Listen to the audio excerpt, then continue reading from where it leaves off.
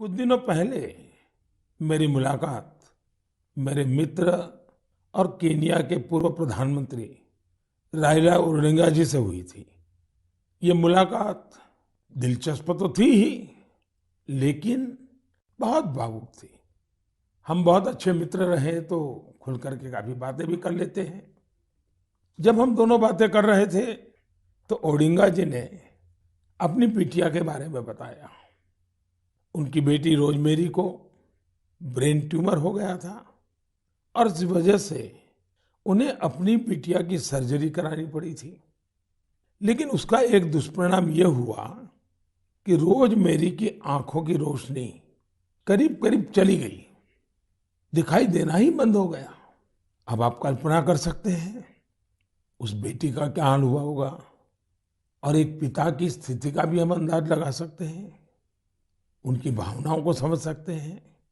उन्होंने दुनिया भर के अस्पतालों में, कोई भी दुनिया का बड़ा देश ऐसा नहीं होगा कि जहां उन्होंने बेटी के इलाज के लिए भरपूर कोशिश न की हो।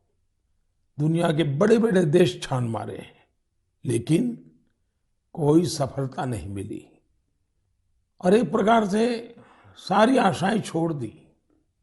पूरे घर में एक निराशा का वातावरण बन गया। इतने में किसी ने उनको भारत में आयुर्वेद के इलाज के लिए आने के लिए सुझाव दिया। अब वो बहुत कुछ कर चुके थे, थक भी चुके थे, फिर भी उनको लगा कि चलो भाई एक बार ट्राई करें क्या होता है। वे भारत आए, केरला के एक आयुर्वेदिक अस्पताल में अपनी बेटी का इलाज करवाना शुरू किया। काफी समय बेटी यहाँ रही।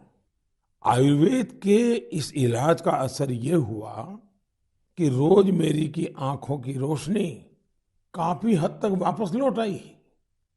आप कल्पना कर सकते हैं कि जैसे एक नया जीवन मिल गया। और रोशनी तो रोजमेरी के जीवन में आई, लेकिन पूरे परिवार में एक नई रोशनी, नई जिंदगी आ गई। और ओडिंगा जी इतने भावुक होकर के बात मुझे बता रहे थे कि उनकी इच्छा है कि भारत के जो आयुर्वेद का ज्ञान है, विज्ञान है, वो केन्या में ले जाए। जिस प्रकार के प्लांट्स इसमें काम आते हैं, उन प्लांट की खेती करेंगे और इसका लाभ अधिक लोगों को मिले, इसके लिए वो पूरा प्रयास करेंगे। मेरे लिए बहुत खुशी की बात है कि हमारी धरती और परंपरा से किसी के जीवन से इतना बड़ा कष्ट दूर हुआ। और ये सुन करके आपको भी खुशी होगी। कौन भारतवासी होगा जिसको इसका गर्व न हो। हम सभी जानते हैं कि ओडिंगा जी ही नहीं, बल्कि दुनिया के लाखों लोग आयुर्वेद से ऐसे ही लाभ उठा रहे हैं। ब्रिटेन के प्रिंस चार्ल्स भी आयुर्वेद के बहुत बड़े प्रशंसकों में से एक हैं। जब भी मेरी उनसे मुलाकात होती है, वो आयुर्वेद का जिक्र जरूर करते हैं। उन्हें भारत के कई आयुर्वेदिक संस्थाओं की जानकारी भी है।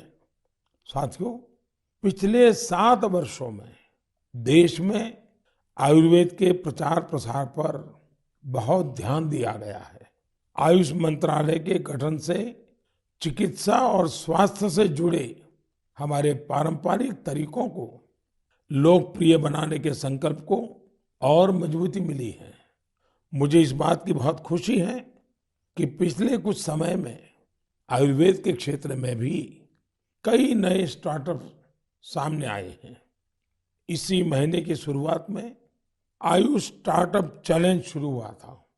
इस चैलेंज का लक्ष्य इस क्षेत्र में काम करने वाले स्टार्टअप्स को आइडेंटिफाई करके उन्हें सपोर्ट करना है।